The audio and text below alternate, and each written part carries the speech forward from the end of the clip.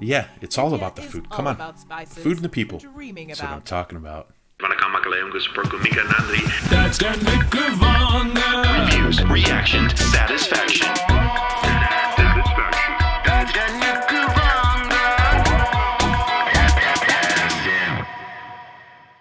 Hello there, and thank you so much for clicking on this video. Thank you so much for your support of me here at Dad's Den. I truly appreciate you. All right, with that being said, today's video should be really fun. I love learning new things, okay? This is one thing I really love doing here at Dad's Den. And by the way, if you're new here to Dad's Den, my name is Ken. I'm like the dad, the oppa, the papa of this channel. And how it works is you're gonna suggest a video to me. I will watch it. We react to it together, and so if you want to be part of this family, you're gonna have to subscribe, so subscribe now. Again, I love learning new things here at Dad's Den, okay? So when I found this video, this is 10 interesting differences between South and North India, okay? And I know that there's kind of like a division there. There's like different things going on. I wanted to watch this video because I do want to learn the differences between South India and North India, besides the language. But I know there's so many different cultural, changes, from north to south. I know that there's more than that. I mean, pretty much each state has almost like its own language, its own like traditions and things like that. But there is kind of like a north and a south kind of feel. So I wanted to see the differences, and this video looked pretty darn good. So we're going to check it out. This is going to be the 10 interesting differences between North and South India. Let's go. Interesting differences between South and North India. Hello people, how many of you are planning a trip to the South Asian country of India? Hopefully the someday. The 7th largest country in the world is known for its diverse culture, languages, and traditions. If you are heading off to this country in search of any of these, then your itinerary needs to be changed ASAP. Like, come on, you're either in for monument and palace tours in the northern states or reveling in the nature recluse in southern parts. Do you know what we're hinting at? You don't have much scope in your itinerary to see the diversity. Not convinced? Let's take you on a virtual tour of the North and South India. Very See cool. for I'm ready. yourself. I do want to. I want to see both. I want to visit everywhere. Number 1, language. We are assuming you do a basic Google search about the destination you're planning to visit, and language is one of the first things you would check, right? So what language translation book have you purchased for your trip to India? Ah, Hindi, of course, the national language of India.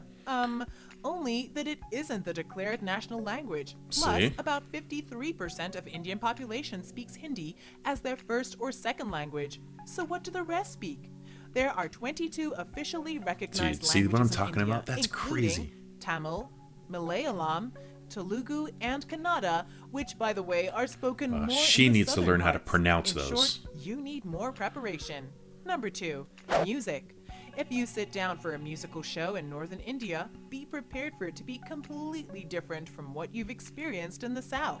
While instruments like mridangam, gotuvadyam, violin, veena, and jalatarangam are favored in the south, the northern parts of India see more of sitar, sarangi, santoor, and tabla in their music.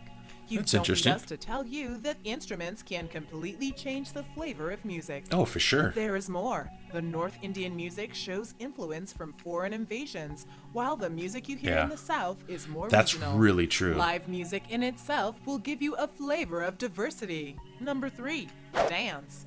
This has to be on the list, especially after we've already told you how different the music is in the 2 parts of India. It is believed that just like the music, the dances in the north were influenced by foreign invasions, especially the ones by the Mughals. Yeah, While that the makes dance sense. in It the makes a south lot has of maintained sense. its originality. Keeping this in mind, when you see performances of Kathak, a dance form of North, and compare it to Kuchipudi or Bharatnatyam, you see the difference. Despite the dances being so different, you see some similarity in terms of the costume, which are colorful and bright. Number 4. I do love that. I love the colors. If I really you do. don't have your holiday in India revolving around food, you're doing it wrong. Yeah, it's all India about the is food. all Come on. about spices Food and the people. and the food they are used in. But the dishes you've been eating in the South are barely available in the North and vice versa. Oh. Firstly, If you are served rice at every meal with some form of fish, you're in the southern parts. On the Ooh, other I like side, that. wheat is the staple in the north, and thus eating roti, Really? parantha, Wheat? and puri will be I guess on that your makes sense. plate They're not really every single time. ocean- Plus, the butter chicken and chole bhature are to be tried. Look, And dude, of butter course, chicken. a trip to south would be I'm all about butter incomplete chicken, without dude. some sambar, rasam, So idli, good. and dosa. The Number dosa, 5, though. I just tried dressing dosa for the styles. first time a couple weeks Westerners ago. know of Ooh, jeans, that was good. shirts, skirts, jackets, and the likes as wardrobe staples, right? While you'd see plenty of people in India wearing Western outfits, a significant number of people are dressed in traditional attire, especially in the South. I like so that, women though. in the southern parts prefer sari, while their northern counterparts are more comfortable in salwar kameez. Salwar Men on the kameez. other side are I like seen 'em both. in Western attire mostly, but white dhoti and colorful lungis are seen in the South. If you are heading to India, you just cannot leave until you try at least one traditional Indian outfit. Number 6, tourism. This is what you've been waiting to hear, right? Okay, let's shoot. So North India is full of cities that are decked up with huge buildings, monuments, and temples with architecture influenced by It's invaders. beautiful stuff, You though, wouldn't man. want to miss these attractions, but what the No, for South sure. has in store for you is very different.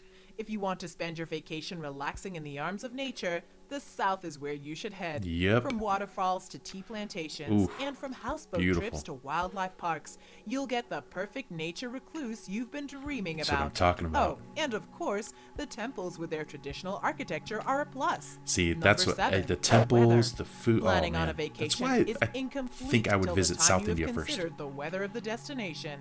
Would you be surprised if we told you that North India is one of the most climatically diverse regions on Earth? Oh, Summers I did can not know cause that. the temperature to raise to 35 degrees Celsius easily, but some areas may even experience the extreme 50 degrees Celsius, while the winters are notorious for bringing in fog. South, on the other hand, has a different climatic approach, with the coasts being humid and the inner peninsula being dry and being in the temperature bracket of 18 to 30 degrees Celsius. You may want to reconsider the dates of your trip now. Number Yeah. 8, atmosphere. Definitely need to go at One the of right the time. biggest differences that you'll wanna be encounter between sweating the all two the time. portions is the atmosphere in the different states. While the South is more peaceful and pollution-free with its strict rules about smoking, the northern states have a long way to go.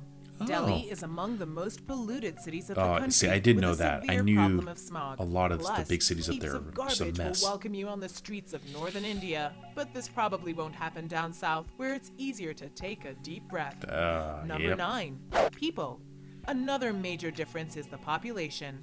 If we talk about their looks, North Indians have lighter skin tones as compared to their southern counterparts. Which makes a lot of While sense. North Indians have sharper facial features, the Southerners have long black hair, so it won't be wrong to say that beautiful features are spread across the country in various forms. In terms of their nature, North Indians are known for their jolly nature and tendency to spend money for showing off, while people from the South generally believe in simple living, keeping aside their love for gold. Number 10. Simple living, education baby. See, and that's my life employment. right there. India's literacy I think rate, that's why- according I'll- to the I'll talk about 2011 that after. census, was 74.04%. We are not sure what to make of it, but the interesting thing is that the literacy rate is higher than in the South, reaching an impressive 94% in Kerala, while it's only 64% in Bihar. That is a big Wow. difference if you ask us. That is a big As difference. for employment, the statistics are shocking.